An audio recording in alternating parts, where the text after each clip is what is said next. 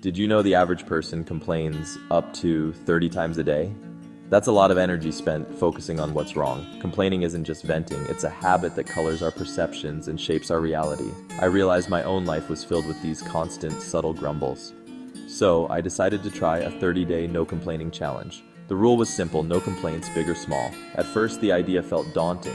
Could I really go a month without voicing a single complaint?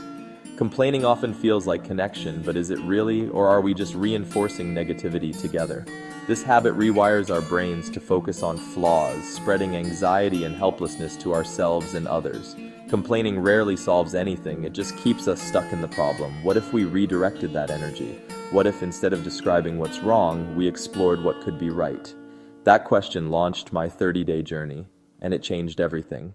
As the first days were tough, complaints were my default reaction to everything. Long lines, bad weather, slow Wi-Fi. I had to catch myself constantly, choosing silence over negativity. Suddenly, I noticed complaints everywhere, not just from me, but in every conversation around me. It was eye-opening to see how much of our social lives revolve around shared grievances. But as I stayed silent, I found space for observation and deeper thought. Instead of reacting, I started noticing my own impatience and the urge to blame circumstances. This act of noticing without judgment was the first real step toward change. The silence felt awkward at first, but soon it became a space for clarity. I realized I could experience events without labeling them as bad. The challenge was less about biting my tongue and more about breaking the cycle of negativity. I was reclaiming my power from the reflex to complain, and that felt liberating. After a week, something shifted. I wasn't just stopping complaints, I was replacing them with questions.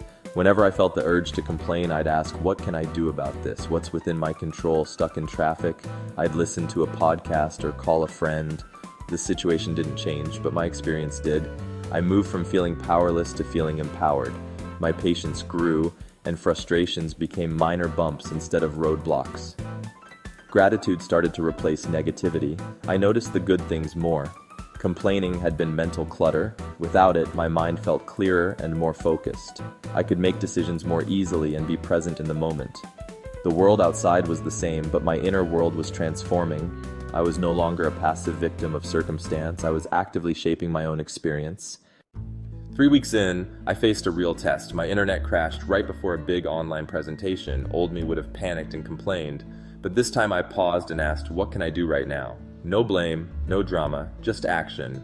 I calmly set up a mobile hotspot, messaged the host, and got back online. I delivered the presentation focused and present, not frazzled. That moment proved this wasn't just about holding back complaints, it was about rewiring my response to stress. I'd replaced panic with presence, and it felt natural. This new calm was the result of weeks of practice. At the end of 30 days, I felt like I'd stepped into a brighter, quieter world. The constant hum of negativity was gone, replaced by peace and clarity. My relationships improved, conversations became more uplifting and solution-focused. I became a source of calm for others, not a contributor to their stress. Daily annoyances lost their power over me. Life still had challenges, but I was more resilient and solution-oriented. I learned to focus on what I could influence, not what I couldn't. Life felt lighter and more joyful. You don't have to commit to 30 days. Try just one. For 24 hours, don't complain. Notice the urges and see what happens. Reflect on how it changes your mood and interactions. Share your experience. The journey is more powerful together.